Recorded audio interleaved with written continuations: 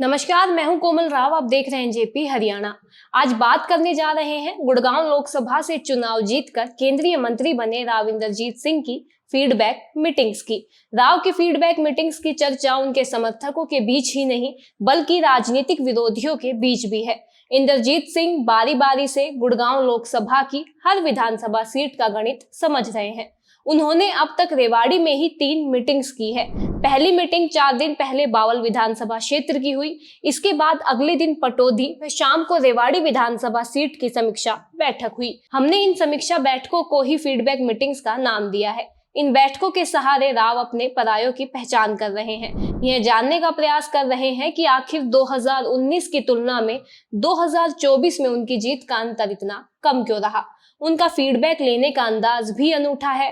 राव नहीं चाहते कि उनका कोई कार्यकर्ता सार्वजनिक रूप से किसी जाति विशेष, व्यक्ति विशेष या समुदाय विशेष पर उंगली उठाए, लेकिन वे यह भी चाहते हैं कि उनके पास पूरी डिटेल पहुंचे। अगर कोई समुदाय विशेष, व्यक्ति विशेष या जाति विशेष उनसे नाराज है तो राव इंद्रजीत यह जानना चाहते हैं कि उनकी नाराजगी किस तरीके से दूर की जाए। यहाँ बता दें कि राव इंद्रजीत सिंह को गुड़गांव लोकसभा की 9 में से 6 विधानसभा सीटों पर बढ़त मिली है, जबकि 3 पर करारी हार। जिन सीटों पर हार मिली है वह नूंह जिले की नूंह, पुन्हाना व फिरोजपुर झिरका है। इसके अलावा गुड़गांव जिले की चारों सोहना, पटौदी, बादशाहपुर व गुड़गांव तथा रेवाड़ी जिले की रेवाड़ी में बावल विधानसभा सीटों पर राव को बढ़त मिली है।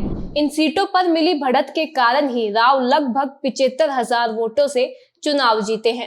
राव को बादशाहपुर में लगभग 1,21,000 की और गुड़गांव में लगभग 1 लाख वोटों से अधिक की बढ़त मिली है। इन दोनों सीटों के परिणाम से राव अधिक चिंतित नहीं है। मेवात एरिया से उन्हें पहले की तरह इस बार भी उम्मीद नहीं थी, लेकिन इतनी कम वोट मिलेगी इतना तो राव ने भी नहीं सोचा था। राव इंद्रजीत की सबसे अधिक चिंता बावल व रेवाड़ी से मिली कम अंतर की बढ़त है। राव को पटौदी से भी अधिक समर्थन की उम्मीद थी। सामान्य परिस्थितियों में तो यह बढ़त पर्याप्त थी, लेकिन जब मोदी मैजिक और अपनी शक्ति के सहारे राव हरियाणा में सबसे बड़ी जीत की उम्मीद कर रहे हो, तब बावल में दूसरे क्षेत्रों के मतदाताओं का यूं रूठ जाना उनकी चिंता बढ़ा गया है। खासकर एम्स बनाने का वादा पूरा करने के बाद भी खोल क्षेत्र की उदासीनता ने राव की चिंता बढ़ाई है। राव के कुछ समर्थक कुछ जनप्रतिनिधियों पर भी उंगली उठाना चाह रहे हैं, लेकिन राव फूक फूक कर कदम रख रहे हैं। राव के कुछ समर्थकों ने यह भी कहा है कि लोगों में बावल के विधायक व कैबिनेट मंत्री डॉक्टर बनवारी लाल की खिलाफत है, लेकिन प्रत्यक्षदर्शियों की माने तो डॉक्टर लाल ने इस बार अपने चुनाव की तरह ही मेहनत की है। जनता अगर उनकी मेहनत को कम स्वीकार कर पाई है तो यह उनके लिए भी चिंता वाली बात होगी। वैसे हम अगर अपनी ओर से कुछ कहना चाहें तो बिना भीड़ का हमारा फीडबैक यह है कि इस बार केवल मेव मुस्लिम वोटर ही नहीं बल्कि अनुसूचित जाति व जाट समुदाय का वोटर भी भाजपा से दूर रहा। गुर्जर वोटों में भी सेंध लगी। नुकसान को रोकने का सबसे अच्छा फॉर्मूला कनेक्टिविटी बढ़ाना है। राव को अब यही करना होगा। पुराने चेहरे जरूरी हैं और उपयोगी हैं, मगर नए चेहरों की तलाश भी जरूरी है। शुरुआती दौर में हम समझ रहे थे कि पंजाबी वोटर पूरी तरह राव से दूर चले गए, मगर जो निष्कर्ष फीडबैक हम तक पहुंचा है उससे पता चलता है कि पंजाबी मतदाताओं का एक बड़ा वर्ग राव इंद्रजीत अपने साथ रखने में कामयाब रहे।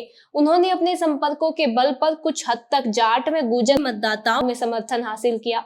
गुड़गांव विधानसभा में केवल मोदी मैजिक ही राव का सहारा बना, जबकि बादशाहपुर की गगनचुंबी इमारतों में सेक्टरों में मोदी मैजिक का जलवा और ग्रामीण क्षेत्रों में राव की पैठ मददगार बनी। हम राव इंद्रजीत का फीडबैक उनकी मुट्ठी में बंद इसलिए बता रहे हैं क्योंकि राव ने अपने समर्थकों से एक खास तरह के फॉर्म में फीडबैक लिया है।